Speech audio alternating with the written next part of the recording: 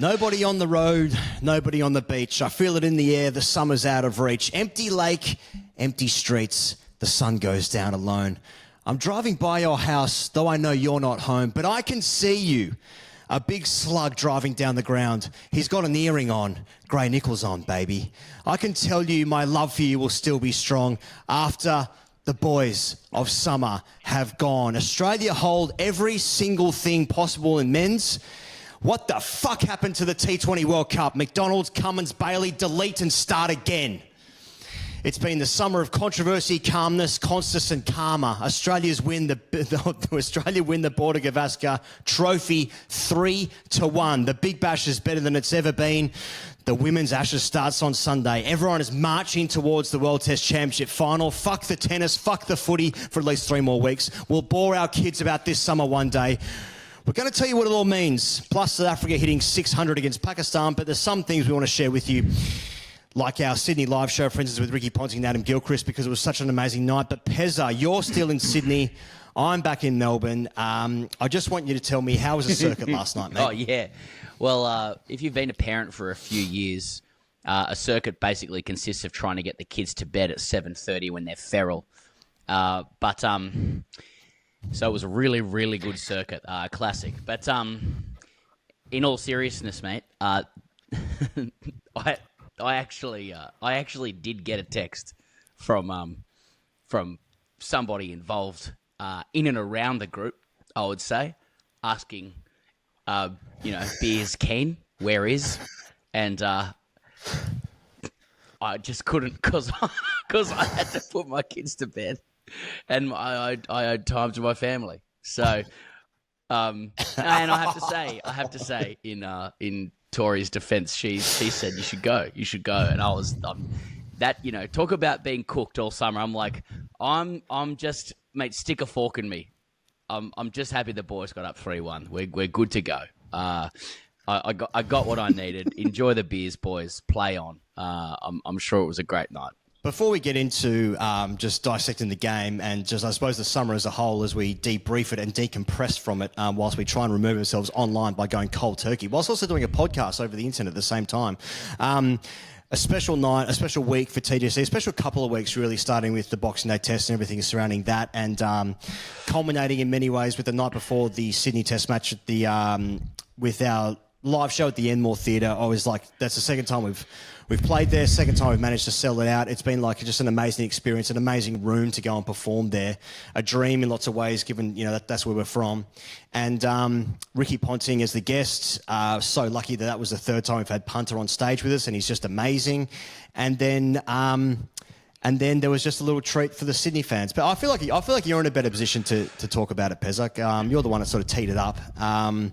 But overall, just a magnificent night for the people that were there, I hope, and certainly for us as well. Yeah, no, well said. It was a famous night, and Melbourne needs to know. Melbourne needs to know we're coming for you hard, baby, in a couple of days' time on the 8th and the 9th. So don't worry about that. But going like homecoming in Sydney was one of the famous nights in TGC lore, LORE, and not just because we had a guy that. Well, no one's played more matches than him, scored more runs than him, won more matches than him, held everything simultaneously like him in Ricky Ponting. But yeah, for the second half of the show, we were lucky enough to introduce a secret special guest in Adam Gilchrist, and fuck me, that second half was one of the most red hot experiences in TGC history, and. You and I didn't have to do anything. Anybody who was here that night understood that we just sat back and watched them go. But in terms of how it came together, get under the hood stuff, if you will. I'm not referring to wind socks. Basically, as far as Gilly's kids are fans of the show, and I had to speak that they were already coming to the show. Gilly was coming. I had to speak to Gilly earlier in the day to just from a ticketing perspective, because they were coming forward to get them backstage, and I think he was keen to have a beer with Punter, and I had to tell him that Punter wasn't arriving till late, mate. But till the very last moment. But But no, just in the course of the conversation, it emerged as that he would be cool to do something, and I think he basically wanted to do it to impress his sons. So yeah, he was really generous, Gilly, by offering up his services, and yeah, we just said, mate, why don't we just surprise people second half of the show? So yeah, three of us came back after intermission. It was Punter, then the two of us, and yeah, just said thanks to the Sydney crowd for basically laying the foundations for the grade cricketer from when we were children in a lot of ways, and it was really special to be able to provide a special moment to our home, to Sydney, that had provided so much to us. So yeah, when I started to, without having naming him, read through his numbers, it just raised the roof. And yeah, Gilly came out, and he's a wonderfully adept and like a clinical, clean commentator, and he showed us another side. So it was really cool. It was really cool, and it was really more than anything else. Like one of my favorite moments of that night was just before you and I went on stage, and again, like, I'm in disbelief that we get to do things like this, and it's thanks to our audience that allows this to happen. But just before we went on stage, at the top of the show, like, Punter tapped us both on the arse and said, "Go get 'em, boys." And I was like, oh, fuck me. This is brick wall stuff. Except I was just holding two cans walking out onto the stage.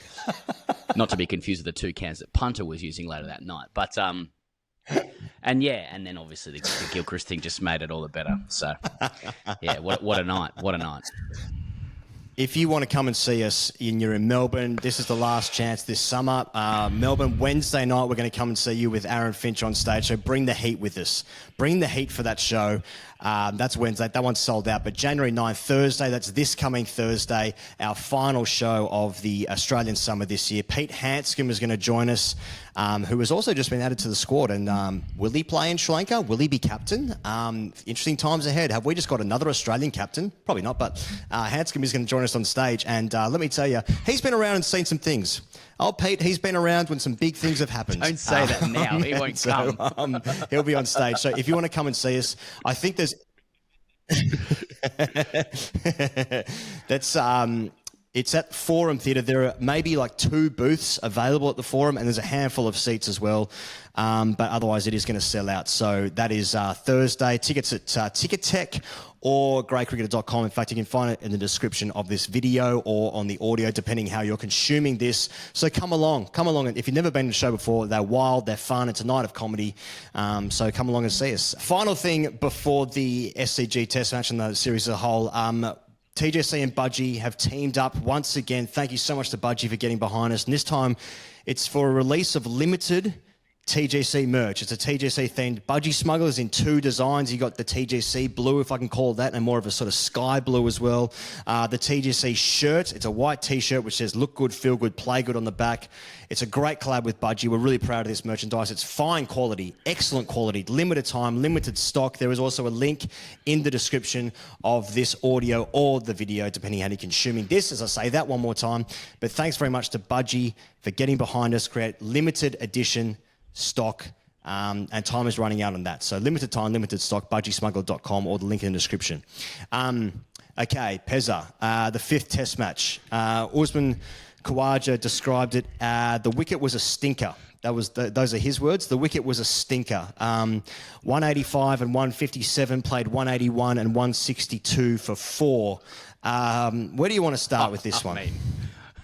With what you said up the top, Australia holds all bilateral trophies in test matches in the men's for the first time since 2008, and the World Test Championship and the ODI World Cup. And I had the same conclusion as you. What the fuck's going wrong with our T20 cricket? Like, they have returned greed to the nation.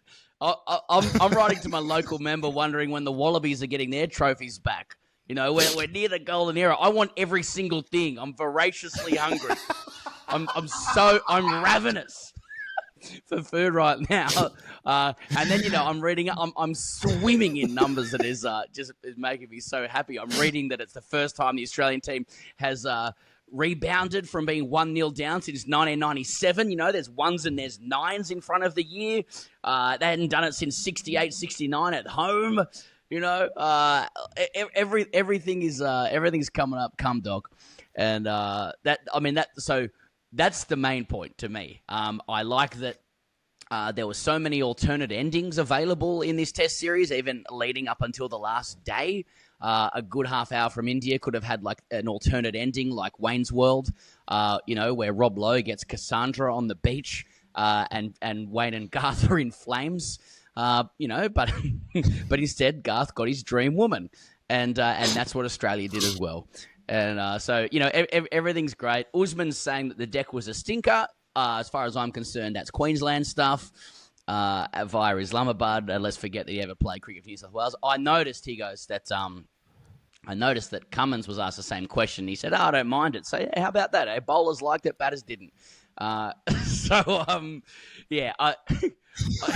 got to say, I mean, like, like, Adam Lewis is so lucky, this curator of the Sydney Cricket Ground, right? Firstly, a lot of us wanted to take our kids out on day 4 to the game. So thank fuck Australia won anyway, just to make that easier. But, like, why did our curators give India a chance to take home the trophy for no reason? You know, we certainly know India wouldn't have done that with us. That's exactly how they proceeded in 2023 in Ahmedabad. You know, where was the dead SCG deck that we needed?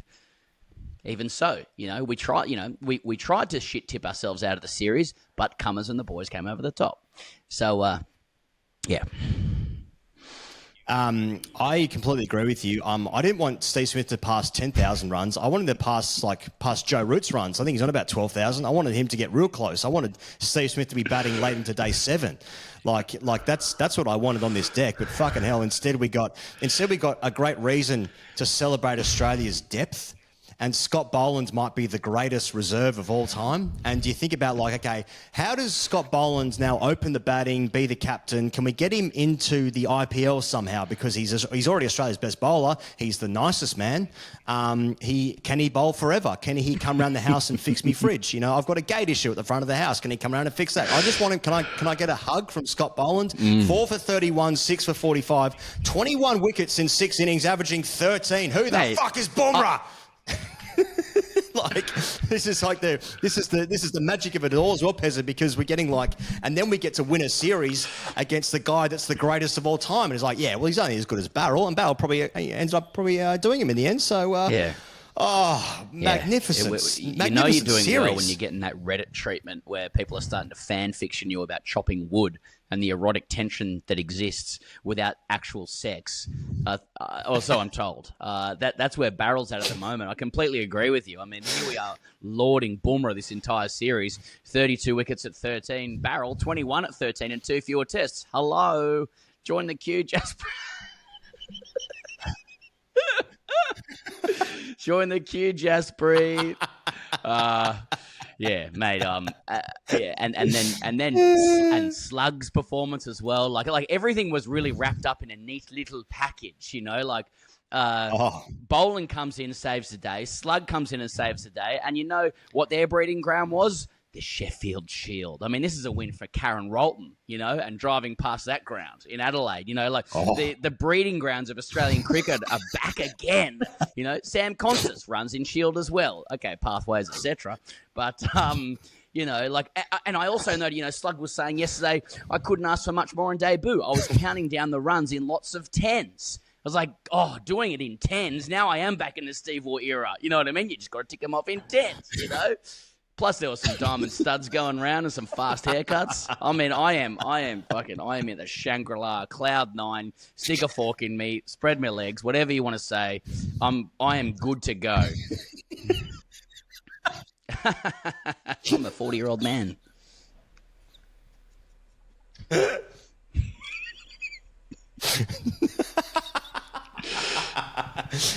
Yeah. Yeah. And I thought Cummins captained well. It's we were talking about Boland just for a second. 21 wickets at 13, and you know, what's said this last night, but like he couldn't get into the Victorian side for ages because Siddle and Pattinson, were keeping him out for a period. Like when he was playing, the MCG was playing on like the deadest of dead decks, and it probably made him a better bowler. And now it did make him a better bowler. And now he's like, during the 3 test matches that he played, it was event stuff. He became Australia's best bowler. It was in the game all the time. You're passing 50 wickets at an average no one's ever seen before. England don't rate him because Joe Root ramped him or something. But I'm excited for that next summer. And then you get into an issue of like, does Hazelwood come back in the side when he plays? Hazelwood was averaging 13 as well in the 2 tests that he played as well. So like all decks were pretty good. Like he's getting into some like McGill style areas where McGill played consistently on spinning decks, and he consistently played the SCG during his time. So he's playing on wickets that were suiting him, whereas obviously Boland hasn't yet had the opportunity to go around the world and maybe blow out that average. But what we are seeing, I think, with Boland is like this series was like the equivalent of us going over there and them trying to shit tip us out of the test matches, and we did exactly the same thing. And instead of it being Axar Patel, we had Scott Boland, like we just had more depth to out shit tip the opposition. And it's like, I just couldn't be more here for it. I used to get upset when we go over there and the wickets seemed unfair and they were racist against us. But now I'm like, oh no, everyone should just do this. It's awesome. Like, and then you get to celebrate how good your shield system is. Oh, this is tremendous. Speaking of I'm shit absolutely tips out the stuffed. door here, about 3 or 4 of them have decided to pull up because they know we're doing a podcast. So sorry if there's a little bit of noise knocking around in the background. Yeah, it's interesting. I suppose, people are going to draw equivalences between the decks. And if you speak for more than one glib sentence about it, it's going to sound like you're crying more. So I'm really conscious not to try and draw a difference. I do think, I think generally speaking, if the ball has a little bit more than the bat, that's when you get the best kind of cricket. But you've got to have the right kind of ball over bat, and that's when you start getting into nuances. I mean, for me with decks, if it starts in a difficult manner and then gets worse from there, that's generally, or worse for batting from there, that's generally a shit tip. But it's okay for it to start bad, get a little bit better, and start spinning towards the end or whatever. It's okay for it to change its condition or its properties during the course of a test match. To that end, I think there was a couple of decks this series that were fantastic. There was some good batting to be had. There was some good bowling to be had. I think this SCG deck was a shit tip. It started wild, pretty much got wilder. And I do think that if Jasprit Bumrah was there in the 4th innings, it would have been a different result. Hilariously controversial comment. But as it was, he goes, everything was wrapped up in an elite little package for Australia, apart from Steve Smith finishing on a very numerically painful 9999 runs. Now we get to talk about the death of the Asian century. Now we get to talk about should Sonny have been on stage with Alan Border. Now Fox Sports is giving Virat Kohli the Fox Sports treatment. Stop pampering. India turns on star culture after Aussie disaster as Kohli call looms,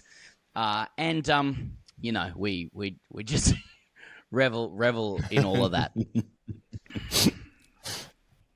I just noticed, interesting for like maybe next year. I mean, Australia have been doing these kind of decks for the last few years. Maybe not as extreme as what we saw in maybe Perth at the beginning, maybe Brisbane, definitely Sydney. But like Nathan Lyon, 9 wickets at 36, 122 overs. It's the least he's ever bowled in a summer in Australia. I found it interesting, especially. I'll talk about Rohit maybe in a little bit, but especially interesting when India played 2 spinners in Washington, Sundar and Jadeja for Melbourne and in Sydney.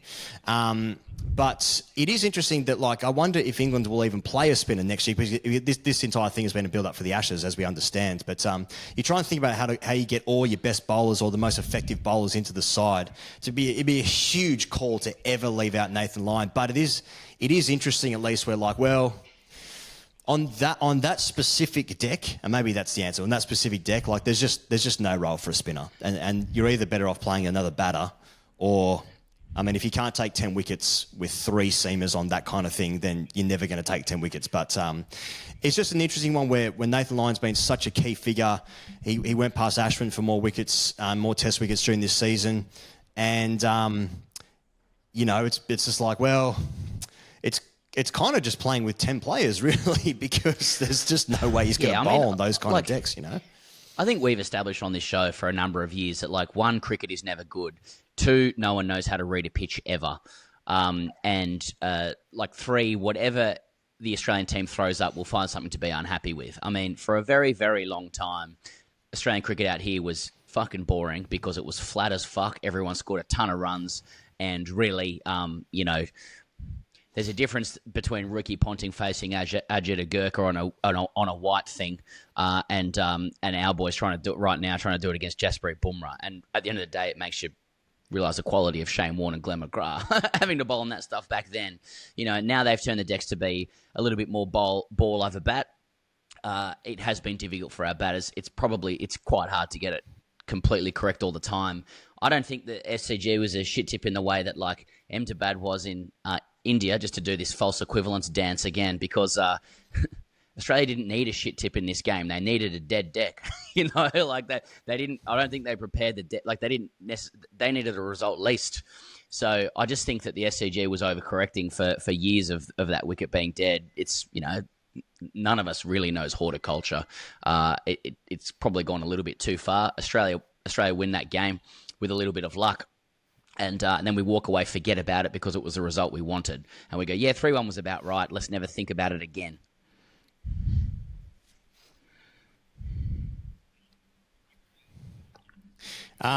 If you want to get into some controversy stuff now, which has dominated headspace in media space in the last 24 hours in Australia, anyway.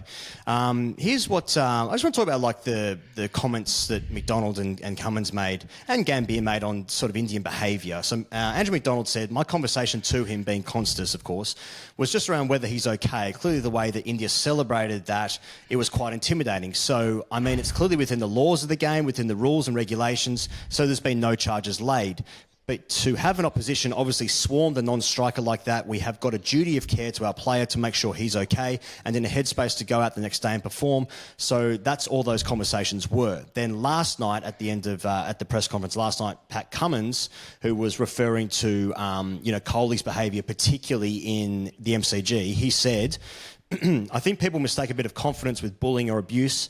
You're allowed to walk around with your shoulders puffed back and play a few cricket shots. I don't think that's illegal, but some people really take offence to that and want to kind of put him back in his place. And then Gambier, in response to those comments, he said, it's a tough sport played by tough men. You can't be that soft, as simple as it can get. I don't think there was anything intimidating about it. He had no right to be talking to Jasprit Bumrah when Usman Khawaja was wasting time. He had no right and no business to be involved with Jasprit Bumrah. That was the job of the umpire. I think it's an interesting one, I think, overall, with like how the entire series has played out. But did you make anything in particular about all of that? Well, on Gambier's comments saying that Constas has no right to be talking to Bumrah. I mean, that makes sense to me because Gambier's views on freedom of speech would be consistent with his politics.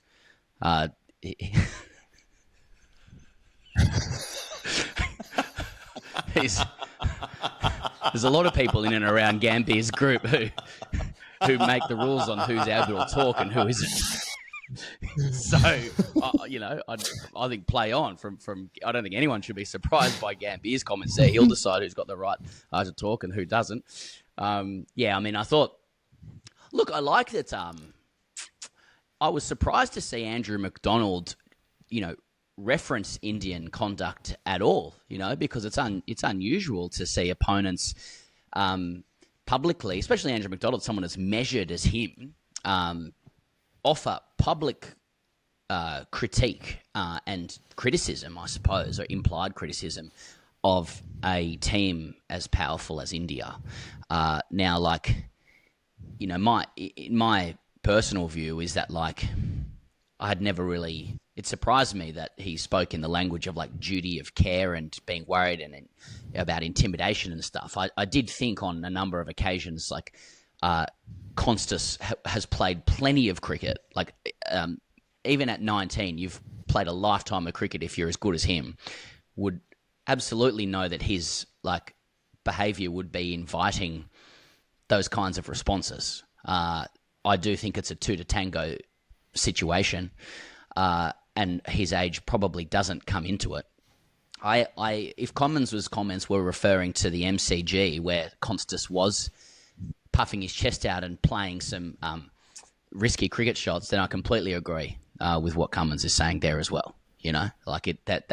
He's totally allowed to do that, and I think in that moment with the MCG, he absolutely did get under the Indian players' skins, and their, the way they carried on was garbage, really. So, that's what I think about it. But I also think by the same token, Constas invited heaps of this shit with carry on, and if you're gonna be in Test cricket for 2 seconds and start having a go at one of the best ever, rightly or wrongly, like, people are gonna have a go back at you.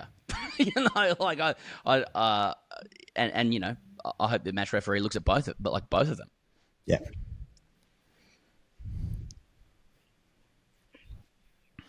Mate, I agree with all of that. Like, I think you and I have we got a unique position where we feel like we have a good knowledge of both teams, certainly one team, and sets of fans, more than most, I would say. And as a opening observation about India, how often have we observed that hero worship culture seems to hold them back, and also the fact that their media are simply not allowed to report on matters of controversy or to veer away from interests of nationalism.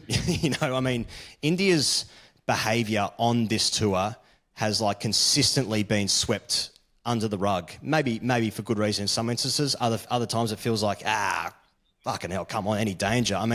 You start with Ishan Kishan, who was accused of ball tampering by an umpire in the A game, then was heard on the stump mic to be reported for dissent.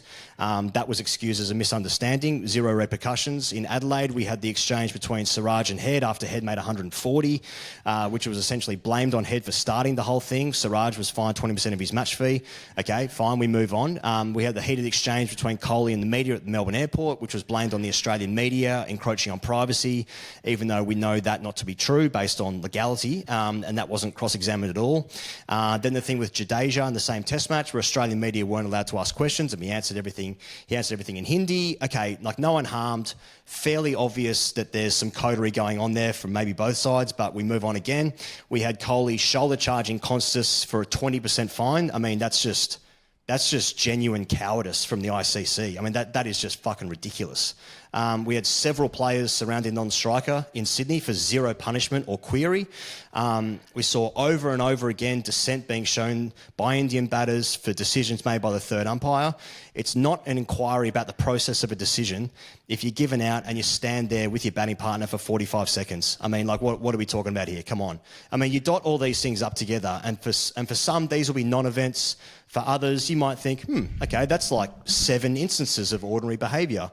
And, the ICC have let themselves down, in my opinion anyway, have let themselves down as much as the Indian team have let themselves down on several occasions. And, look, if you're an Indian fan and you're getting upset with this, say, don't worry, because nothing's going to happen. There are no repercussions for any of these things. You can do whatever you want. And, by the way, good luck to you. The Indian team can do whatever they want, get every single advantage, and have zero punishment or repercussions. So, if I'm an Indian fan, I'm thinking, yeah, all good. And what annoys me the most about that, Pez, I'm sorry I'm coming off the long run, but I'm trying to get this right. But what annoys me the most about it isn't necessarily any one of those things in isolation, because they're just cricket things, and some of them are red mist, some of them are disgraceful, some of them are just not a big deal. But what it comes down to is that it signposts to me that there's a level. There's absolutely zero leadership in the game at a global level. The sport does not need to exist to serve Indian cricket. It doesn't need to serve Indian cricket interest. India's going to be fine, and it's also okay to do something you regret on the field, cop a punishment, and move on. That's also just totally fine. The world's not going to fucking cave in. And from match referees to the administrative level, it's yet another sign that the only thing that matters is that Indian honchos and heroes are happy, and that's just for every other fan in the world, of which there's plenty, that sucks, right? Now, saying that, if you're at the non-striker's end and you're sledging the opposition's best bowler, and then your batting partner gets out next ball, which is the last ball of the day, what do you expect? What do you actually think is going to happen? So I think that like Constance was bullied and harassed in instances disgracefully, in my opinion, especially what happened to the MCG. I mean, that was genuinely a disgraceful thing that happened on the field. And he stood up for himself, Constance, and rightfully so. And a lot of people felt really happy that he did. But I think he also got himself in situations that he didn't need to, you know? He didn't need to get involved in that moment. He didn't need to chirp Jaiswal at bat pad. And he'll get better, and you know there's no better environment for him to learn. But like Australia have won this series and every series in recent years by being calm on the field, right, and off the field as well. ODI World Cup, they were one loss away from elimination. They stayed calm and they won 10 games in a row. This series is the first they've won at home in 60 years or whatever after being down in the series. Despite the panic after Perth and all the outside noise, they stayed calm and it's worked and woked.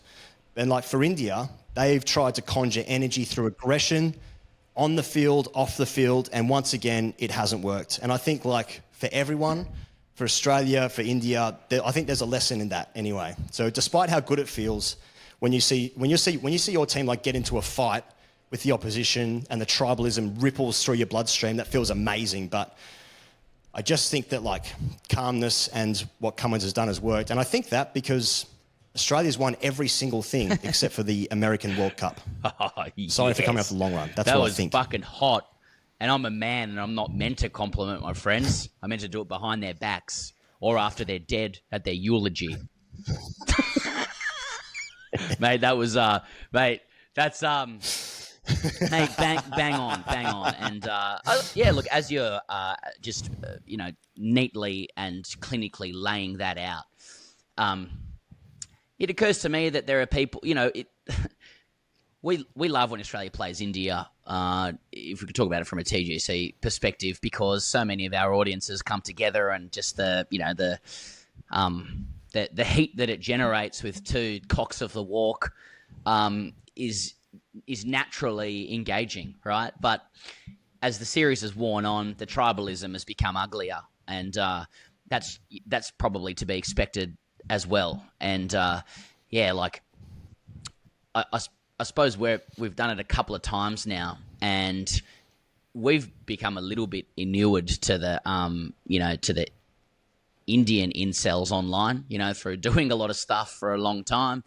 There's an enormous movement there, not from everyone. You can't generalize about anybody in India, and you shouldn't about anyone from any country, really. But an enormous amount of people who are just some of the greatest bootlicking cheerleaders of the cricket team, and probably view the entire team as an extension of the government.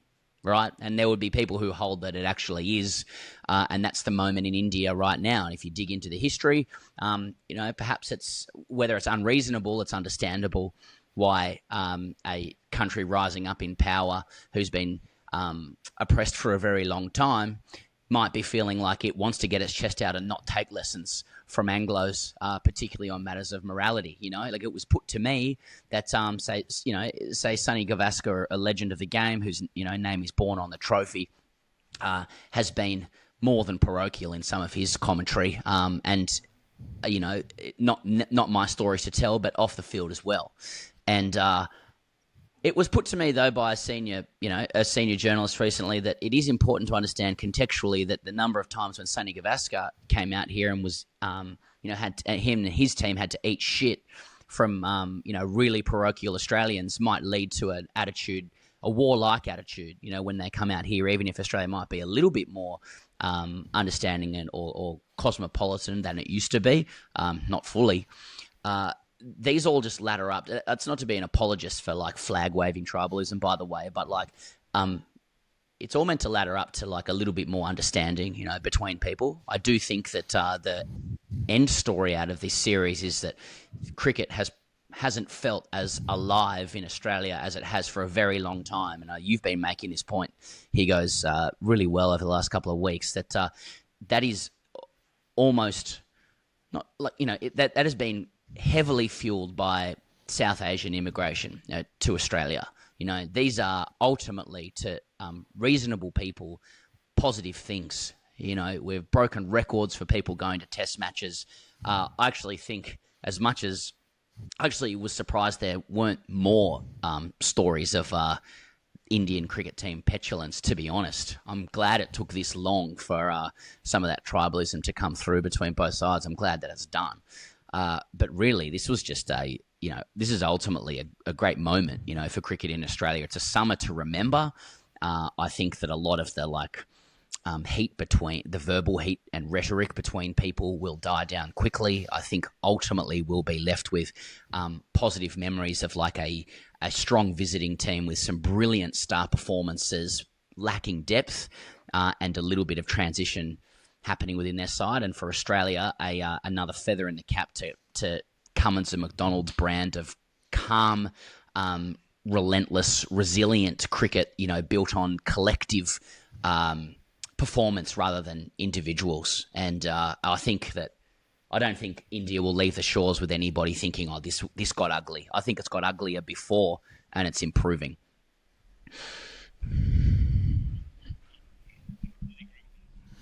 I completely agree with that as well. And I also want to say that the verve with which the diaspora and travelling fans have given to this series, I think actually will make the Ashes next year even more interesting. As in, I think when people see packed stadiums and it's in the news and everything around that, it elevates the sport in this country. And literally no one else in the world cares about Test cricket more than Australians. I would include England in that as well.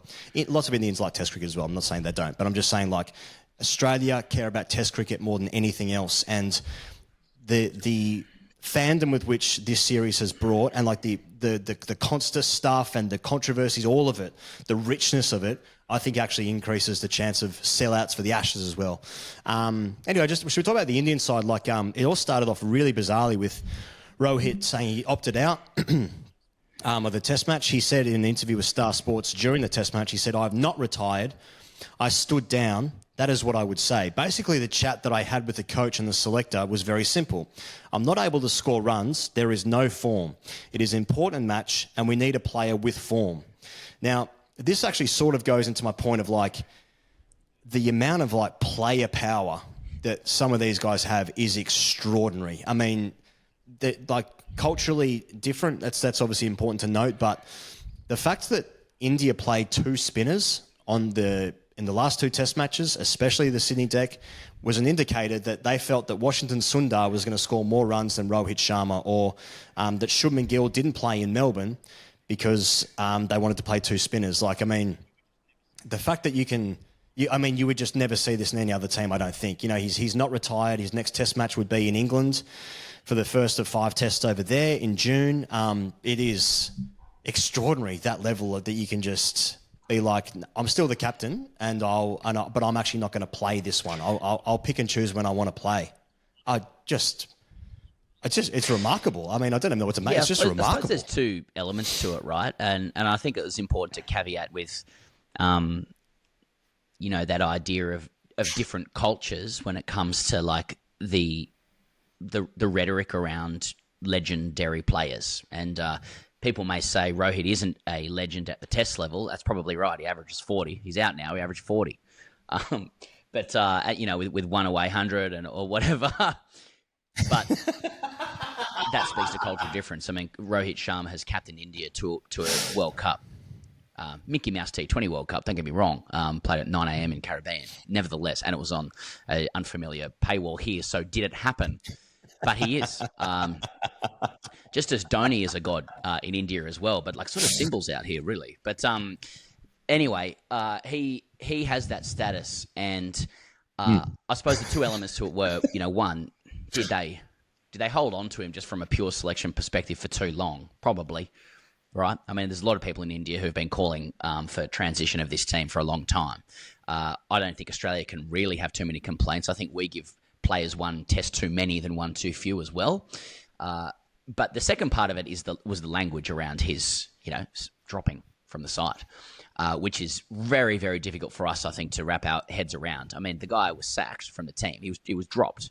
But because of I think because of cultural differences, the brand power of legends in India, for some reason it was important to give it a euphemism and to soften it from being a dropping to a self-selecting stand down. So this signal that I'm still in control and that I will be back, and that could still be true, but you could still say that Rohit Sharma has been dropped for performance reasons. But I mean, still the same result, right? He doesn't play, and there's just going to be, now that they lost the series, it'd be very interesting to see what the future of Rohit Sharma is, particularly under Gautam Gambhir.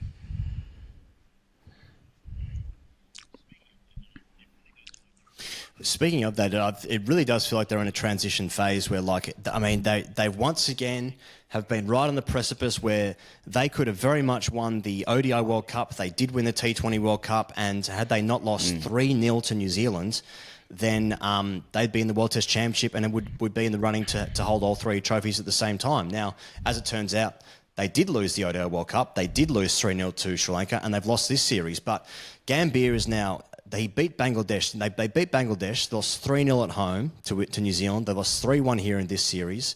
Ashwin's retired. You got Rohit Sharma opting out. Virat's very definitely towards the end of his career.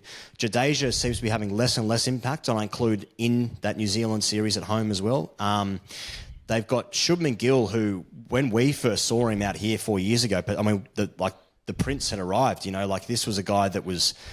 They've just found another amazing 55 average batter, and now he averages 35 and I think 29 away from home. That's a bizarre one as well. The gap between Bumrah and the rest in this series was extraordinary. Now, look, India are never going to become the 7th best Test team in the world. It's just never going to happen. But they are very much going through on the face of a transition period through all of it, and I include the coach in that. But Bumrah, 32 wickets at 13 in this series. It's one of the greatest series of all time, here or anywhere. And the rest took 40 wickets, I think, at a strike rate of about 60. So nearly 10 overs per wicket for all the other bowlers combined. It's kind of weird. Yet, we say all that, and it was... I mean, India could have won this series. They could have won this series. So tough to beat them, but at the same time, it feels like there's a big change coming. There might be, I guess. Forward plan it and prepare for continuity, or it gets forced upon you. That's just like all sport and probably any team through performance, and it's probably more going to be forced upon them by performance. I think this Indian team are going to be much better for a transition. And I mean, look at this series here, guys. The players who made the biggest impact in the series were guys either at their peak or young, right? So for Australia with the bat, Travis Head is right at his peak. I know Marnus had a poor series overall in terms of averages, but his 50s when it mattered were decisive. He's at his peak. Pat Cummins is at his peak, 32. Scott Boland, a little bit older, to be fair, 35. But, Cummins at his peak there. And look at India, through Jasprit Bumrah. He's at his peak now with his age as well. He had the biggest impact with the ball. And then with the batters, Jaiswal, most likely, most probably, who's coming through, who's young, So, I mean, time just marches on, and players can hang on as long as they like. But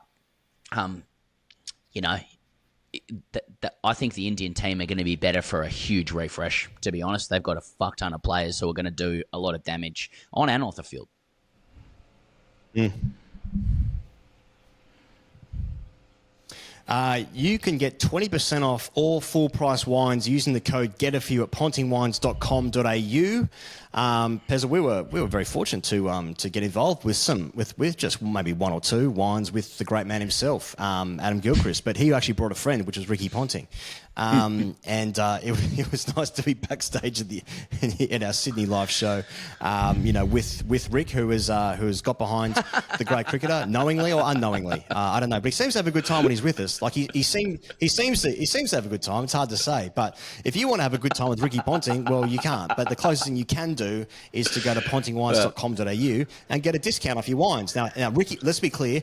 Ricky Ponting doesn't know who you are, and he doesn't give a fuck. I'm not even sure he knows my name, if I'm honest. He calls me mate. I get a lot of pats on the back, which, hey, don't get me wrong. If you told 10-year-old me that was going to happen, see you later. I'm signing out. That's me done. But you won't get that opportunity. And Ricky won't talk to you unless you've played 100 test matches. And that's just the way it is. That's just life. But if you want to get a bit closer to Ricky Ponting, then use the code GETAFEW at pontingwines.com.au and you're going to get 20% off his wines. So you're actually giving money to Ricky Ponting, and he's going to give you some money back. It could be worse. Ponting does call us mate. There's no doubt about that. There's no doubt, even though we've done 3 full live shows with him in 2 countries in front of a cumulative total of about 4,000 people, that to us, we are mate. But he's great on stage. He's a great performer. But he gives us, mate, now I'm not going to name names here, but we've had the fortune of doing work with multiple media networks, right? So you're not going to be able to pick who it is. I mean, someone said to me the other day, is there any trophy snout you don't have?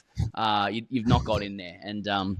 And I took it well. But, one of those networks, someone who works there, may or may not be a statistician, just as we wrapped up, I fully named him as I left. I was so happy. I said, see you later. I won't say his name. See you later. He goes, see you, Steve.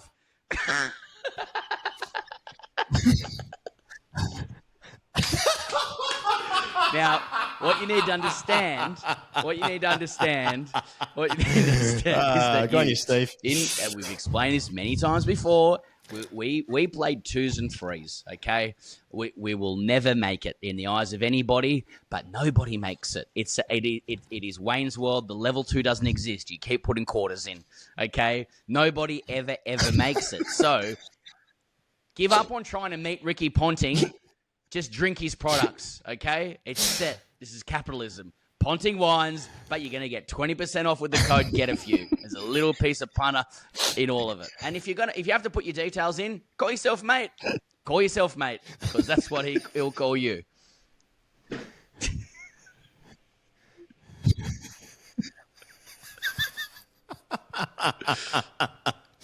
Okay, the World Test Championship table final, Pezza. South Africa remain top. Australia second. The World Test Championship final is June 11 to 15 at Lords. The only way Australia can mathematically lose out is if they drop 8 penalty points, which is apparently impossible. I don't know how it works. No one does. Not even one of the captains in the side currently coming 6th knows how it works. So how am I supposed to know, okay? Anyway, Australia will be in Sri Lanka. They're leaving for a pre-tour camp in the UAE on January 19. They're obviously playing all the Big Bash games. Oh, yeah. They'll be available for every Big Bash game. They're going to play all the Big Bash games, which is really exciting for the competition. Yeah, definitely. They'll definitely be there. I'd be surprised if Cummins goes to Sri Lanka at all, because he doesn't need to. He ain't going. And that's... he ain't going. If he ain't the going. only... Sri Lanka, he's not going to fuck you, mate. The only way... So what we're saying is, the only way Australia can miss out on the World Test Championship final is if they... suffer over 8 penalties. So we are looking at 11 spinners. So Zampa is going. Zampa is going to Gaul. Yeah. Well, I don't know. He goes. So Australia, South Africa. I mean, that's what we're winning that in 3 days, aren't we? Play on. Yeah, that's right. Hanscom, Murphy and Kuhnemann were all added to the squad during the Sydney Test match, so fairly strong indication that they'll be named in the Sri Lanka Test series. I suppose we'll just ask Pete on Thursday right. if he's where he's going to bat. Along. It'd be an enormous troll from George Bailey to get Hanscom up to Sydney, only to say, "Oh, you're not coming to Sri Lanka. I just want to say g'day. Just get you in and around the boys. You're not going to make it."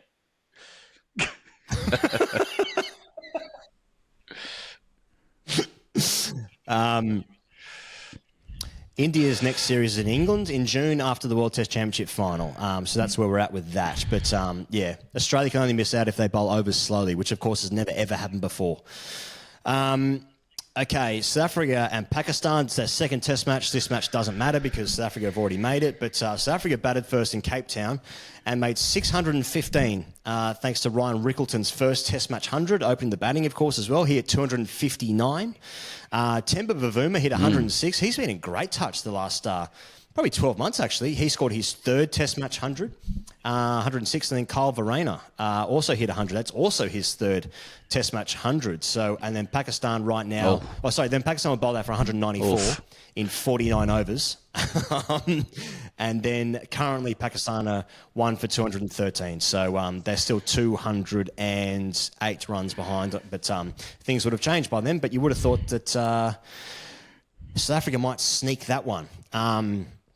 Anyway, President, before we get to the Big Bash, I just want to shout out our sponsor, Better Beer, who have got behind TGC the last, throughout the summer, I suppose, throughout the Test match summer. That's absolute day for it. Every day. I mean, every day is a day for it with Better Beer. So thanks very much to Better Beer for getting behind TGC. The Big Bash, Pezza, right now the Sydney Sixers are top. They're up there with the Sydney Thunder, and the Melbourne Stars are down the bottom on equal points with the Renegades and the Adelaide Strikers as well. Now, I'm not sure... I can't remember if I've already spoken to you about this, but did you see the Cam Bancroft, yes, Dan Sams I did. Head clash? It was fucking horrendous. Bancroft is out of the BBL with a broken nose and fractured shoulder. As I understand it, Dan Sams will miss 12 days of action under the concussion protocols. I just happened to... I think we just finished recording. I just got back to the hotel and I just turned it on about 2 balls before. And I was watching the 7 coverage and it was one of those ones where it was so bad that they didn't show a replay straight away. I'm sure that was lots of people's experience as well. But like often... people will know that, like, you know, in football, if there's like a compound fracture or there's a particularly nasty head injury, like they won't show a replay. So it was real grave concerns for Dan Sams especially, who was like knocked out before he hit the ground. It's just a horrendous thing. So I've seen Copes, who's is he GM of the Thunder? Is that what he is? He said that they had flown his wife, Dan Sams' wife, Danny, over to be with him. And I think it sounds like he's okay, which is great news, but really sad for Bancroft too. Fucking hell, man. Like, if you would have thought about what his summer might have looked like, you know, if he just scored a couple of runs in the Shield, you know, he's probably playing in the first couple of Test matches opportunities, and now it's like he obviously had a shocking start to the summer. He's now out of the Big Bash. He's fractured his shoulder and broken his nose. I mean, fucking hell, man, the poor guy. But I guess ultimately, thank God they're both okay, because if you listen to this or you're watching this and you've seen the head clash, it is heinous. It's horrendous. In that game, Shafane Rutherford actually hit 15 off the last over for the Thunder to win the game. Hit a 4 off the last ball as well. So some great scenes for the Thunder in the end there. But Thunder look good with like the Warner, Chris Green, Sam Billings, Wes Agar axis. And I don't know if you've seen this, Pezza, but Thunder assistant coach Dan Christian has been added to the playing squad, and he could play tonight. So, runs in Sydney Test cricket, they all count. You know, Melbourne and Sydney have both put on some great Test matches, but at the end of the day, you know, both Sydney teams up the top of the ladder, both Melbourne teams at the bottom of the BBL. Okay, I'm calling that 1-0 Sydney. Just on the Dan Sams and Cameron Bancroft injury, Sams has posted to Instagram saying thanks. So he seems like he's good. He's up and about. He'll observe the concussion protocols, obviously, but that's good. And it's horrendous for Cam Bancroft. It's horrendous for both players, but Cam Bancroft for the reasons that you said. I don't think it would surprise a lot of people that Dan Sams looked to come off worse for wear if you look at Cameron Bancroft's lid. That's, I hope that there's enough time has elapsed for that joke, because everybody seems good. And if people aren't good, then I withdraw it unreservedly. I'm just saying he's got a big head. That's it. That joke's been made before. He goes, BBL, Test players about to come back. So I think, it is really time for the bucket on Bont's leg. This is its time to shine.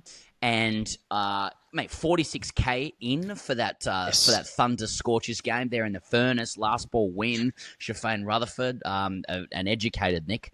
And I like what I see. Hugh Wybgen came in. He goes as a concussion sub at the Thunder. He's he was the under-19s captain in the team Constas was in.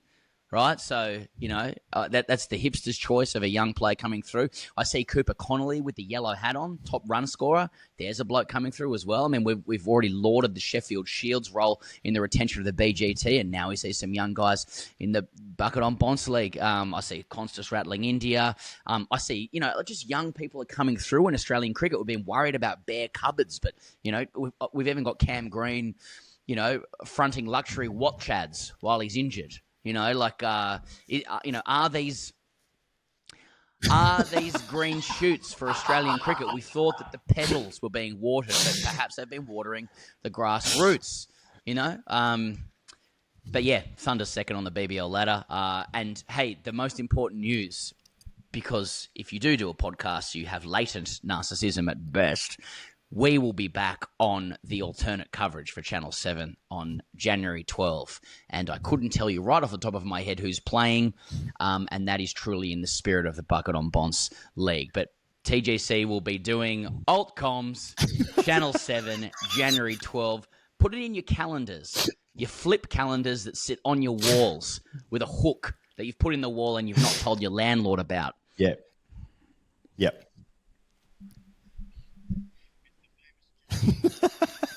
It's the famous January 12 fixture. There's certain days on the cricket calendar where people are just like, put a big old circle around that. Boxing Day, New Year's Day, Australia Day, change the date, and the January 12 BBL match. That's what people always talk about, the January 12 match. Do you remember the January 6 riots? That was a separate thing, not involving the Big Bash at all, although a Big Bash did occur there. Anyway, all right. Now, you might be wondering, what happened to Sam Perry? What happened to Pezza? And that's just one of life's great questions. This is a shout out to Australian internet and just how good we're going in that department, generally speaking. It's a testament to everyone that was involved in setting that up. They made some decisions at the time and they thought, how can we make the worst possible internet in any country, developed or not? And how can we get that here? And how can we keep that forever? So essentially, I said at the top of the show that Pez was in Sydney and I flew back to Melbourne on what would have been day 3 of the test match. And so we're doing it remotely. And essentially, Pez's internet has just carked it. And that's just how life be in Australia sometimes. So for the next 3 hours, it's just going to be me. And I understand if you're like, you know what, he goes, actually, not for me. It's not for me. I understand that. I get that. I feel that the way about myself sometimes, Sometimes I'm just not for me. So, but I do want to tell you about how Josh English is out of the BBL as well with a calf strain. Now, there's another guy, just staying with the Big Bash, we were talking about Cam Bancroft before. There's another guy that just had like the entire summer ahead of him, and now he's done a calf strain while sub-fielding for Australia. So, I mean, at the same time, what I wouldn't give. But good news, Mitch Marsh and Jai Richardson, who were in the test squad, they are available to play Big Bash cricket. Now, so is everyone. Everyone's available to play Big Bash cricket. Whether or not they do, that's a different issue. I'm available, but I'm not being selected so far. Hey, the Melbourne Stars, who are rooted to the bottom of the table. You can't just be rooted. I suppose you can be anchored. You can be anchored to the bottom of the table. But I like to... I'm going to defer to rooted at the bottom of the table. They've won 2 games in a row. Well done, Melbourne Stars. They beat the Renegades the other night, the crosstown rivals. There was 40,000 people at the MCG. This is exactly what we were talking about before, about when you get a great test series, somehow all the other cricket around it seems to be elevated. No surprises there, but there was just so many people in the crowd that, like I said this on the daily the other day, that the Big Bash is introducing so many more people to cricket that would just never have been cricket fans like 5 or 10 years ago. And there was 40,000 people there at the MCG for Red versus Green the other night, and it was awesome. Hilton Cartwright hit a 6, which was 121 metres. Sometimes I'm not really into how big a 6 is, and a lot of the time I really am. But like, height is a big one, and this had upper deck on it. You know, this was raunchy. Ben Duckett and Marcus Stoinis are among the top 3 run scorers of the BBL this season, and they're massively underperforming because they've won 2 games and they're currently last. That would be 8th out of 8. But, you know, 7 games played, 2 wins, so it's not all bad.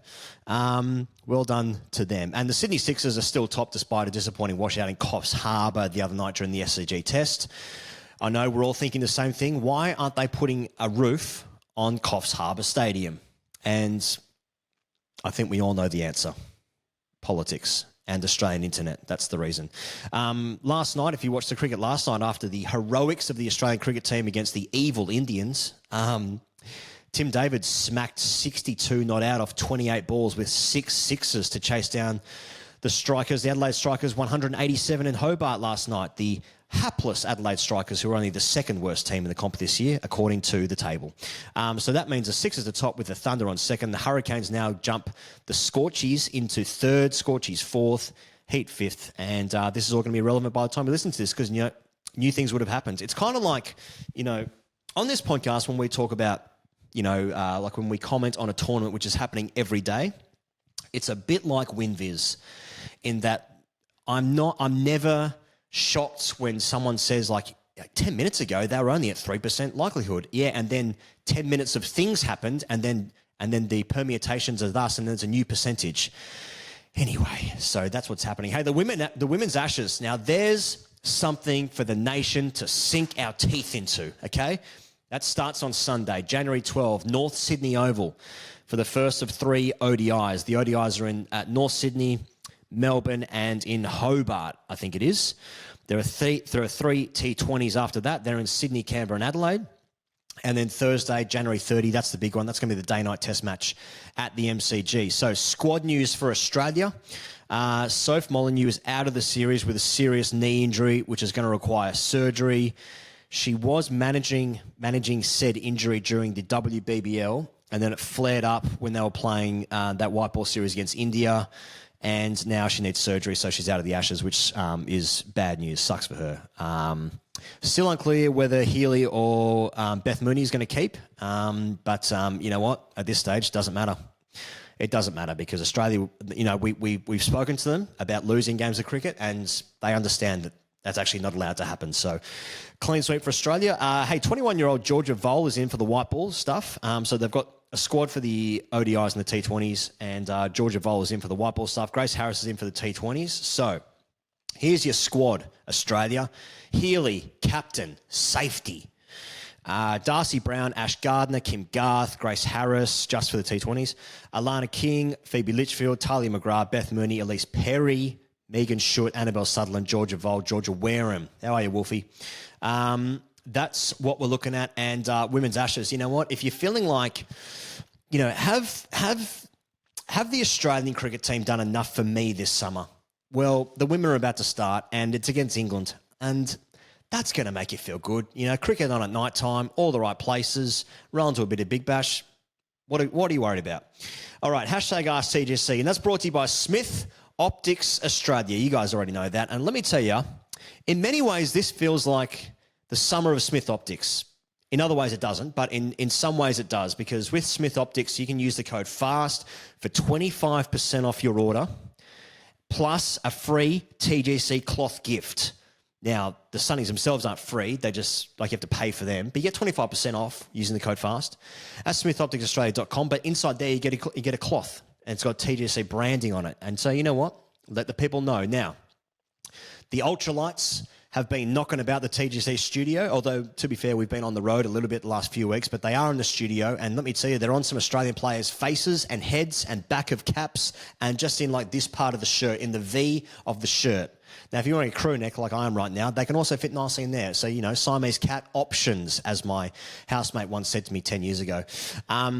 So, I don't know if you guys saw this. I'm 90% sure Scott Boland, Australia's Scott Boland, the hero of the nation Scott Boland, was wearing Smith Optics. We've seen Travis Head, the bin lid himself, putting his fingers in ice and also wearing Smith Optics. You know, we've obviously got what about the fucking captain, Pat Cummings? He's also wearing them, okay? It's the summer of Smith Optics. I've said this before, but look, you guys know that you can go into a service station and you'll see other branded sunglasses there, okay? Now, if you say, you know what, I do want to look like a fucking loser, then other options are available for sunglasses. If you want to be a normal person, if you want to be cool, if you want to tipper the bitter sting of loneliness, you know, and maybe meet someone, not necessarily guaranteed, then I'm telling you, Smith Optics Australia, okay? Use the code FAST, 25% off, smithopticsaustralia.com. Now, Matt wrote in, he said, "G'day, boys. Awesome work this summer. I've absolutely loved it. Question, do we think Jay Shah is still going to push to have the World Test Championship final hosted in India, or he'll probably give the green light to an IPL-adjacent T10 tournament to run at the same time instead?" Yes, that is something that we're all thinking. Further question, what are your thoughts on the World Test Championship final being played in the country of the previous winner? Before you say that Australia couldn't host a test during the June-July window, I suggest that the WACA would be perfect. Not an AFL ground, and Perth probably has better weather that time of year than London. If South Africa were winners, they could probably make it work in Cape Town / Durban / somewhere coastal as well. Of the Southern Hemisphere countries, New Zealand may be the only ones who would struggle to host a test in June, July, but as if those coats have any chance of making a World Test Championship final in a non-COVID affected tournament. Anyway, cheers. Good question. Just on the first one, Matt, like that question of, you know, the World Test Championship final being replaced by T10s. I do remember conversations where if an ODI had finished like really quickly, this is like in the early 2000s, people were like, they should just start a new game again straight away so people get full value. So we're always looking for value and we're always looking for content. This isn't a new thing. So just back off my mate Jay Shah, okay? He's not going to fuck you, mate. Now, this is, you know, in terms of where they're going to play, well, we all know where they're going to play it, and it's going to be in some part of India, okay? England have had a go at hosting it, and look, for many people, that's a place that makes sense for it to have it, you know? There's good grounds, there's good support, you know, there's lots of people from countries that play cricket living there anyway, so there's always going to be a base of support.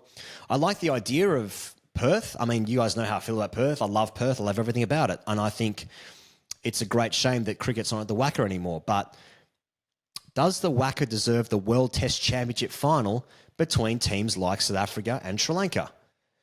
And I'll let you guys be the judge of that. Cheers. This one comes in from 2008 SCG Test fan. Says, "Hi Ian Higginbottom and Samuel Perryweather. Having prepared for the next 10 months of suckos from our English pals by dealing with the coat behaviour of our former Indian overlords pre-barrel and slug era, over the past 5 test matches, 4.5, do we think the English will warm to young Sam, brackets Perry, Constus, given that he is scoring at more than a run a ball? They created that, you know." Cheers. It's a good point. It's a good point. And I have seen some conversation from our English friends suggesting that Australians need to, you know, not be so hypocritical when they laugh at the England team for the, you know, the pace of which they score, but then lauding this brand new thing that basically does the same thing. And to that, I would say, stay in your fucking lane. You know, let us support how we want to support. And that is blind arrogance and never being satisfied and a bit of disdain in there as well. That's just how we do it here. And I think we're all the better for it. That's just one man's opinion. Tangerine Belt, to wrap up this week's show, says, "What the fuck am I supposed to do with my life now?" And I thought that was just a perfect sentiment. Now, you guys might have seen Harsha Bogle's thought. You know, he tweeted, I don't have it in front of me, but he tweeted something like, you know, at the end of a series, you always have, like, have a feeling of like emptiness after there's been a great series. And Tangerine Belt has sort of summed that up by saying, "What the fuck am I supposed to do with my life now?" You know, so that's one of the great things about cricket. There's different ways to communicate this beautiful language of sport and love and idolisation and satisfaction and sadness, with which cricket mostly is. So I want to leave this show by thinking about, what the fuck are we supposed to do with life now? You know, I've spoken about the Big Bash. You know, we've spoken about the Women's Ashes. These are all great things coming up. You know, a little bit of a dessert after the main course of a scintillating 5-test summer against the new foe, as opposed to the old foe of England. And I don't know what we're supposed to do, but it's just been fucking great. Hasn't it just been great the last 6 weeks? I think we all need to take a break. We all need to say, you know what? Maybe I have been a coat on the internet for the last 6 weeks. I've had a good time, but maybe we just take that and we move on into pastures greener and pastures new. I don't even know what that means, but I guess we're all trying to figure out what life is now. I swear Pez will be back soon and his internet will be fine. See you guys soon. Cheers.